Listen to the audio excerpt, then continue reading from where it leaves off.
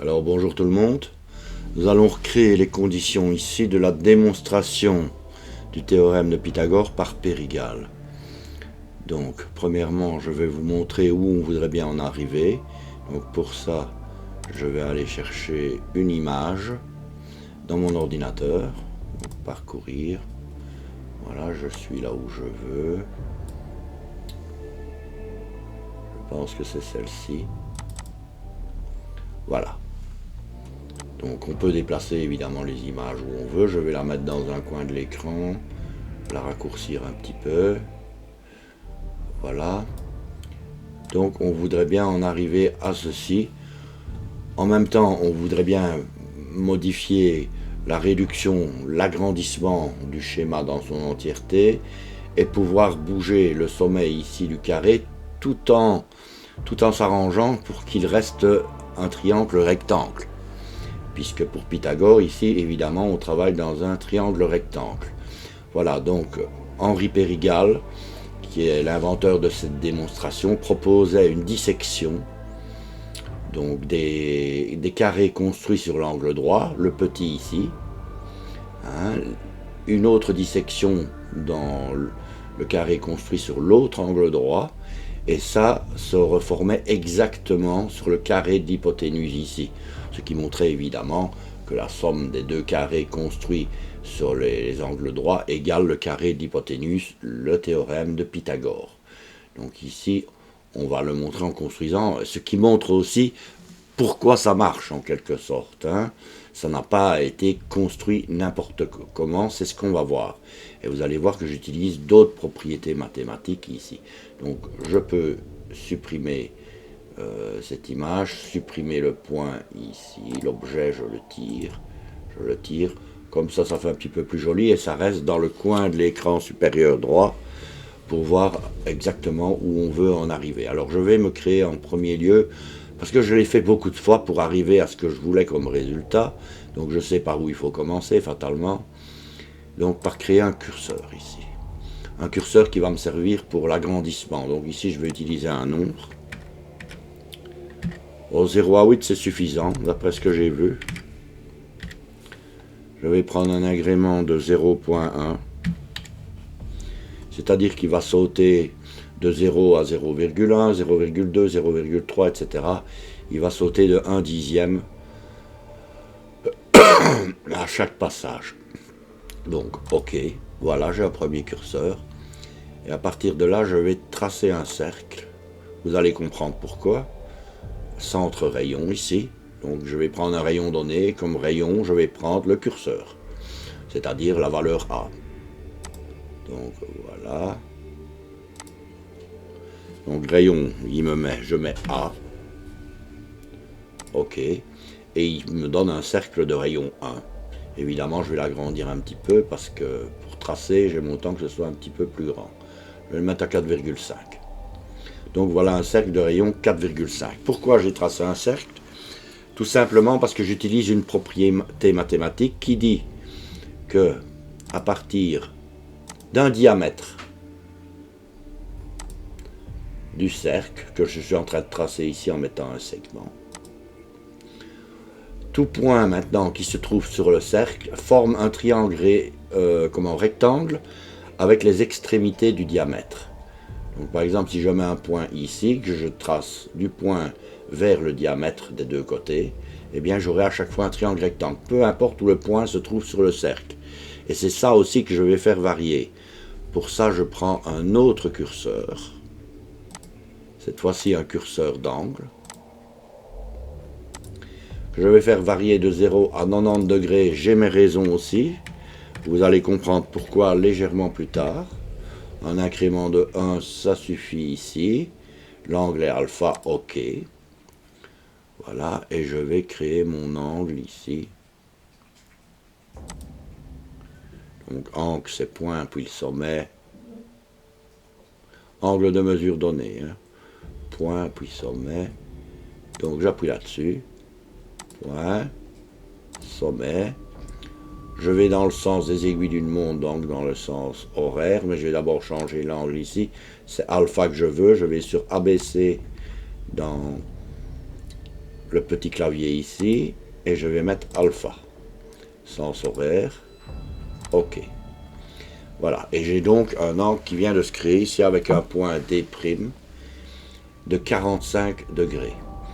Dont on peut voir qu'il tourne, tout simplement. Hein. Donc ici, je peux jouer avec ça et je vois mon point qui va varier de 0 à 90 degrés ici. Voilà. Donc je vais effacer le petit F ici. Je vais le faire à partir de là parce que ça ne marche jamais sur le schéma ici.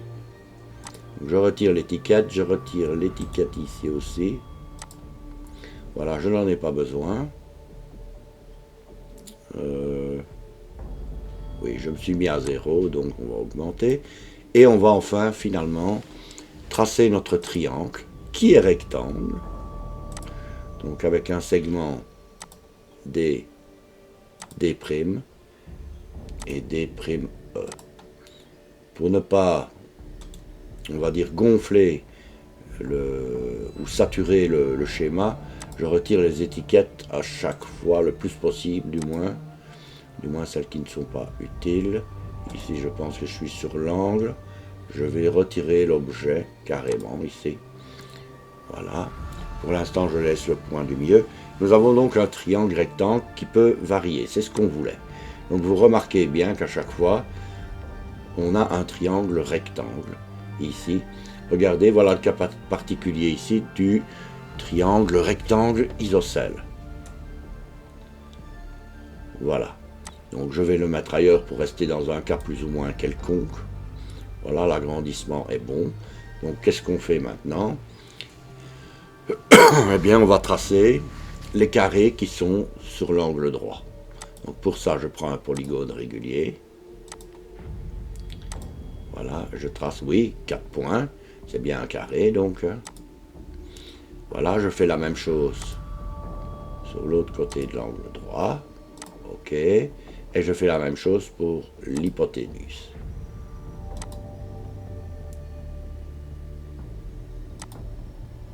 Oui, j'aurais dû le faire de l'autre côté. Donc, quand c'est comme ça, pas difficile, vous annulez. Hein. Donc, je pense que c'est de l'autre côté. C'est ED que je dois prendre. Hein. Autrement, selon le cas, ben, il le met au-dessus ou en dessous. Donc, bon, ce sont des belles erreurs, mais bon, ça arrive. Donc, c'est ED que je dois prendre ici. OK. Voilà. Bon, je n'ai plus besoin de mon cercle non plus, je vais le cacher. Ça ne veut pas dire qu'il n'existe plus, ça veut dire que tout simplement je l'efface de l'écran. Donc je désaffiche l'objet, je vais désafficher le centre ici, dont je n'ai plus besoin, voilà. Je vais réduire un petit peu ici, vous voyez, c'est pratique d'avoir créé ça parce que je peux modifier selon que mon schéma prend des dimensions qui sortent de l'écran ou pas. Donc je diminue au fur et à mesure. Donc voilà qui est fait. Vous voyez qu'on a bien ce qu'on veut. Si on fait varier ici l'angle, j'ai toujours des triangles rectangles. Le petit varie en fonction. Le grand aussi. Voilà. L'hypoténuse ne bouge pas puisqu'elle reste fixe. Ici, il faudrait rendre les points fixes parce qu'ils peuvent bouger aussi. Hein. On le voit normalement avec D et E. Si on remonte dans le protocole ici, on revoit que les points D et E peuvent être animés. Or, ici, je préfère ne pas les voir bouger. Pourquoi? Parce qu'ils risquent de quitter et de ne plus faire un diamètre sur le cercle. Et donc, je n'aurai plus un triangle rectangle ici. Donc, je vais rendre par la propriété ici, si je suis bien sur le point D. Oui, propriété, je vais prendre objet fixe, ici. Donc je vais fixer l'objet pour ne plus qu'il bouge. Je vais appuyer sur Enter pour être sûr. Je vais faire la même chose avec le point E ici. Point E, propriété, toujours bien sur le point E. Il faut toujours bien regarder à ça, sur GeoGebra. Voilà. Et normalement maintenant, vous voyez que l'animation ici pour les points ont disparu sur le protocole, ce qui veut dire que si je fais dans déplacer, ici si je veux bouger mon point D, je ne sais plus. Voilà, ça ne bouge plus, le point E c'est idem, il ne peut plus bouger. Donc mon diamètre, puisque vous savez que c'est un diamètre à l'origine, ne peut plus bouger, et je ne peux plus bouger que ce point D ici, qui bouge grâce au curseur alpha. Voilà. D'E', pardon. Hein. Donc, on continue, puisque tout va bien. Je vais avoir besoin des diagonales de chaque carré, dans un premier temps. Elles vont servir évidemment, et c'est au fur et à mesure du protocole de construction que vous allez comprendre.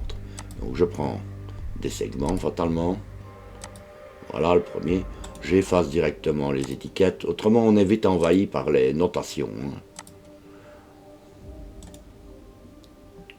Voilà, ensuite je trace une autre, ici diagonale, observez, on peut le voir tout de suite, que ces deux lignes ici, G, D' et D'H, les points G, D' et H sont alignés. Vous avez des triangles, des carrés dans chaque côté, donc vous avez un angle de 90 degrés, ce qui veut dire qu'une des diagonales, celle-ci, est une bisectrice du carré, et là aussi on a une bisectrice à 90 degrés, ce sont des angles opposés par le sommet, donc il n'y a pas de problème, les deux bisectrices entre guillemets se confondent, qui sont les diagonales du carré, et donc les points G, D' et H sont alignés.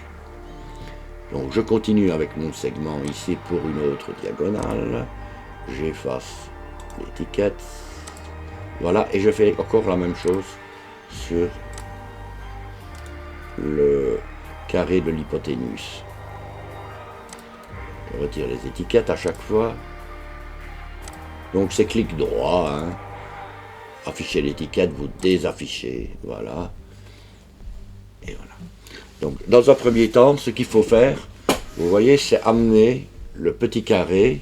C'est ce que vous pouvez voir là sur l'image de référence qui est en haut à droite. C'est amener le petit carré ici au centre. Et s'arranger aussi pour qu'il bouge en même temps que je bougerai l'angle alpha ici, c'est-à-dire D'. Quand D' bouge, il faut le triangle, les deux triangles vont bouger et il faut que je retrouve ce qui se passe ici, au mieux dans le carré de l'hypoténuse, fatalement, tout ce qui doit être fait doit bouger en même temps. Donc je vais donc appliquer, parce que ce qui se passe en fait, ce n'est rien d'autre qu'une translation. Hein. On va translater la forme ici, le carré, le petit carré, on va la translater au milieu ici, des diagonales. C'est pour ça que j'ai tracé les diagonales. Mais avant ça, il faut que je trace, puisque je vais utiliser des translations, les intersections des diagonales. Elles vont me servir, non seulement pour les vecteurs de translation. Voilà. Par contre, je n'ai toujours pas besoin de leur étiquette. Je vais les supprimer, déjà. Bien que je supprimerai tout tantôt, donc je n'ai pas besoin de le faire tout de suite. Mais je vous dis, ça bourre très vite un écran et on ne s'y retrouve plus. Donc ici, on va appliquer quoi? Une translation. De quoi? De cette forme-ci, le petit carré, d'un vecteur ici qui va du centre des diagonales vers le milieu ici. Voilà, et je vois mon petit carré qui s'y retrouve. Je n'ai plus besoin du vecteur, je me place dessus, je fais un clic droit et je vais tirer l'objet tout de suite. Donc on ne voit plus mon vecteur de translation. On remarque que si on fait bouger petit carré, tout bouge en même temps. Hein. Regardez ici qu'on arrive au cas particulier du triangle isocèle. Pourquoi je n'ai pas été plus loin? Parce qu'à ce moment-là, les deux, le petit carré et le grand carré, permutent. Le petit devient le grand devient le petit. Et ça ne colle plus parce que l'image ici sort du carré. Donc ça ne m'arrangeait pas. C'est pour ça que je vais jusqu'à 90 degrés. Mais les cas au-delà de 90 degrés correspondent à une situation symétrique par rapport à celle qu'on fait. Tout simplement par une symétrie orthogonale. Même chose pour la symétrie en dessous. Donc pour des angles supérieurs entre 180 et 360 degrés, c'est le même. Il suffirait de faire une rotation de ce qu'on est en train de faire, mais cette fois-ci d'axe horizontal, hein, qui passe par l'hypoténuse ici. Voilà, donc première étape est faite. Le carré est au centre et bouge en fonction de D'. Donc, on continue. Voilà. Ici, il va falloir faire une petite construction. Il faudrait que nos deux diagonales ici pivotent de telle manière à ce qu'elles se retrouvent horizontale, du moins E pour une, horizontale à ceci, de la même façon que l'hypoténuse, pardon. Je voudrais bien qu'elle soit parallèle à l'hypoténuse, une des deux, ou parallèle à une autre carré. En fait, je vais bouger cette croix-ci, mais pas n'importe comment. Donc ici, je vais tracer, pour avoir, vous allez comprendre ce que je veux faire, une parallèle. Une parallèle à quoi? Une parallèle à ce segment-ci, qui passe par le centre ici. Et je vais ensuite tracer une perpendiculaire à ce segment. Donc je trace une perpendiculaire à quoi? À ceci, qui passe par le centre. Remarquez que c'est comme si j'avais fait une rotation des diagonales, tout simplement. Seulement ici, tout a été fait pour que la parallèle, ici, reste parallèle au côté du carré, et même chose pour la perpendiculaire, elle va rester. Donc, peu importe si je change ici, tout reste bien parallèle et perpendiculaire à ce côté du carré. Ou alors on peut se référer à l'hypoténuse tout simplement, hein. C'est la même chose, hein. C'est un rapport, sauf que c'est l'autre qui est perpendiculaire et l'autre qui est parallèle. Voilà, jusqu'à présent on a tout ce qu'on veut. Bon voilà, ici j'ai tracé des droites, donc je n'ai pas de segment. J'ai encore besoin de points d'intersection qui vont déterminer les formes. Donc ici, ici, donc celles qui ne sont pas sur la diagonale, ici et ici. Hop, ben je me suis trompé, donc il faut que je voilà. R. Donc voilà, ça va déterminer ces formes qui sont ici sur le carré moyen, celui qui est construit sur le plus grand angle droit. Ça va déterminer ces formes-là. Maintenant, je trace les segments, parce qu'il n'y a rien qui est tracé. Une fois que je vais effacer les droites, les parties P, O ici, et RQ vont s'effacer aussi. Mais maintenant que j'ai fait ça, que j'ai tracé les segments RQ et PO, je peux allègrement supprimer ma parallèle ici, ma perpendiculaire à cette même parallèle, ici, voilà, pour ne pas alourdir. Je peux maintenant aussi supprimer les diagonales, un petit peu partout, parce que j'ai ce que je veux. Je n'aurai plus besoin des diagonales du petit carré. Je le retire. Je retire les objets. Je retire le point aussi, dont je n'ai plus besoin. Même chose ici. Donc je retire la diagonale.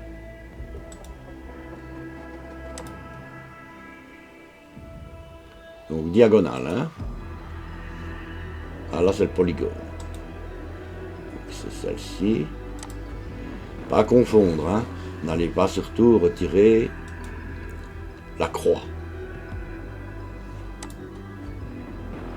Voilà. J'ai pas besoin de ces trucs-là non plus, mais c'est parfois pas facile d'aller tirer les étiquettes ici. Je vais essayer sur M1. Ben, ça a été tout seul. Voilà.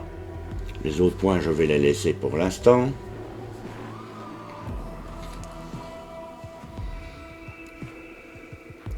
Donc, on continue. Maintenant, ce sont ces formes-là qu'on veut sur le bas. Oui, mais si je veux la forme entière, ici, je ne l'ai pas. Pour lui, ce ne sont pas des formes, ça. Hein. J'ai juste fait passer des segments à travers le deuxième carré. Et puis, c'est tout. Donc, il va falloir à chaque fois que je lui signale que je veux un polygone, là. Donc, je vais tracer un polygone. Pardon. Un polygone, comme c'est un polygone quelconque, I, P, le centre ici, R, donc ça correspond à une première forme ici, qui est celle-ci ici à gauche, hein. Celle-là où vous voyez la petite main là, hein, qui gigote. Je vais effacer les étiquettes. dont je n'ai pas besoin. Et encore une fois de plus, ce quadrilatère va translater, pas n'importe où en fait, c'est ce coin ici qui viendra ici dans le bas, c'est le plus simple. Hein. Donc ce qu'on va faire, vous allez comprendre, c'est une translation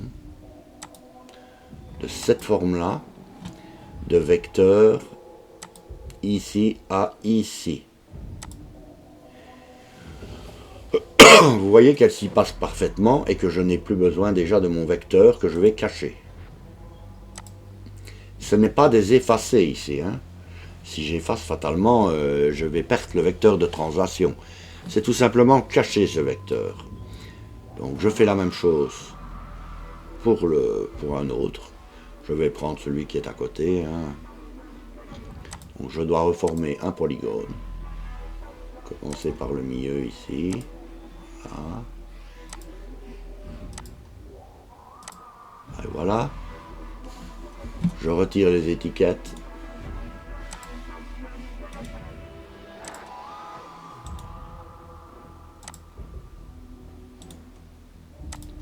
J'effectue une translation de ce polygone et il va de ce point-ci vers ce point-ci. Voilà qui est réalisé. J'efface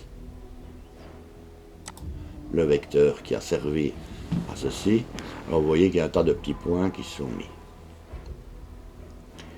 Voilà, je continue, ainsi de suite. Donc, polygone, troisième ici.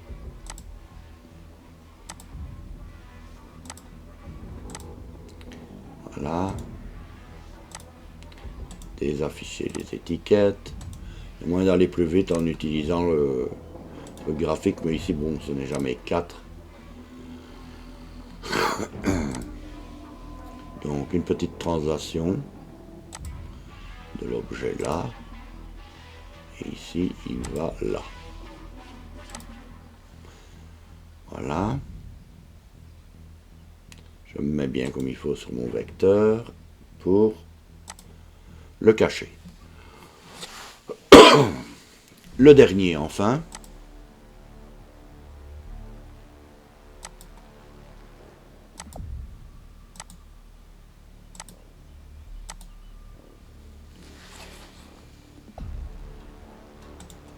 On retire les étiquettes.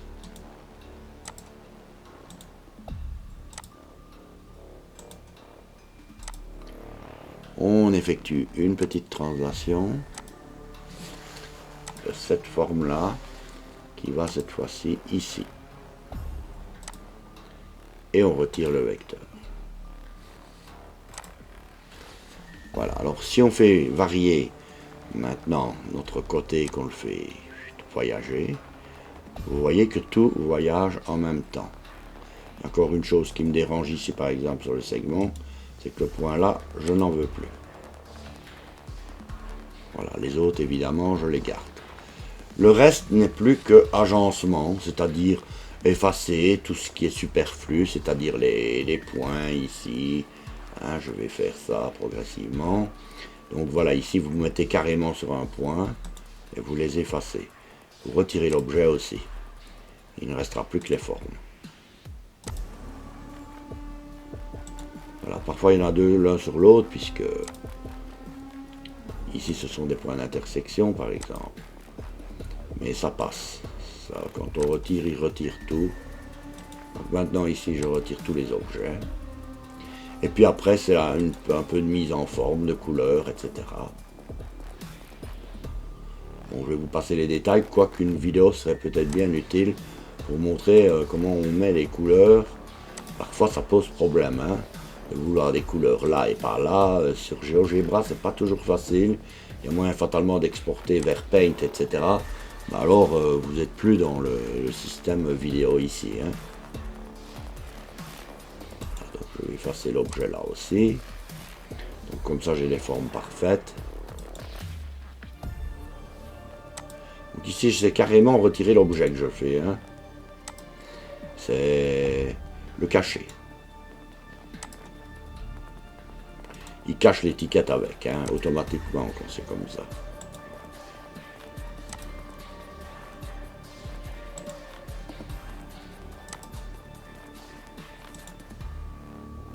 Je ne suis pas dessus, je pense. Ah, c'est point D.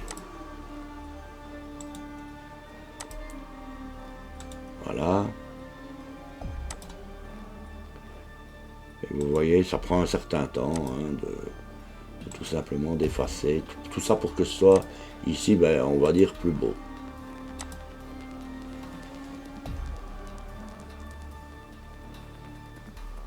Voilà, donc on peut fatalement mettre... donc je regarde si tout fonctionne correctement. Je vois que oui. Donc je suis dans le cas du particulier du triangle rectangle isocèle ici, c'est-à-dire avec ces deux côtés de l'angle droit qui sont de même longueur, et vous voyez que tout fonctionne à merveille selon le cas. On peut changer. Voilà. On a la forme qui change avec. C'est parfait. Voilà le cas de l'exemple du triangle ici qui a dégénéré, c'est-à-dire qui s'est réduit à une ligne, tout simplement. Hein. Si on monte 1 degré, voilà, 2 degrés, vous avez petit qui est là, aussi en dessous, et ainsi de suite. Bon, les cas où ça se voit le mieux, ben, c'est pratiquement, ce sont des rectangles ici. On peut modifier ici maintenant la couleur du polygone ici. Je vois que je suis sur le quadrilatère fatalement, donc on va plutôt modifier ceci. Là, je suis sur le polygone ici. Je vais aller dans propriétés. Je vais aller mettre couleur. Je vais mettre en noir, par exemple. Je vais mettre un peu plus d'opacité. Le style pour les traits. Je vais les mettre là, au maximum. Voilà.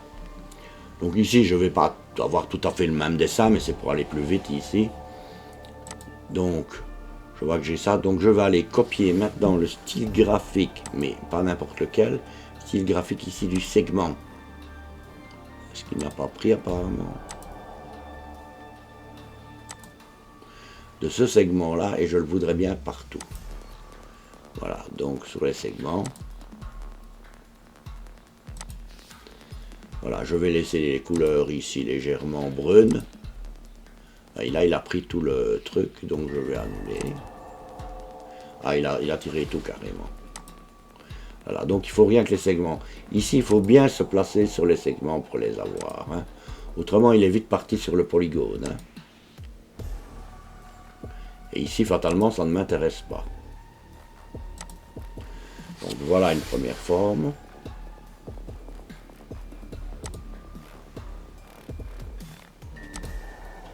Une deuxième. Continue ici. Et fatalement, je voudrais bien aussi que le petit carré soit du noir. Voilà, comme ceci. Donc ici, je vais essayer comme ça. Je ne suis pas sûr de mon coup, là, par contre. Donc ici, il faut d'abord retirer cette sélection. Il faut vraiment faire attention à ce qu'on fait. Copier style graphique de là. Et le mettre là. Voilà, c'est impeccable. Et voilà comment on réussit ici un beau schéma. Vous pouvez aussi, parce que c'est ce que j'ai dû faire évidemment pour transformer l'image ici en PNG, vous pouvez ici retirer les axes, la grille, pas de grille, et voilà vous avez un tout joli schéma qui illustre très bien le théorème ici de Pythagore, ou sa démonstration par Périgale, qui a transformé finalement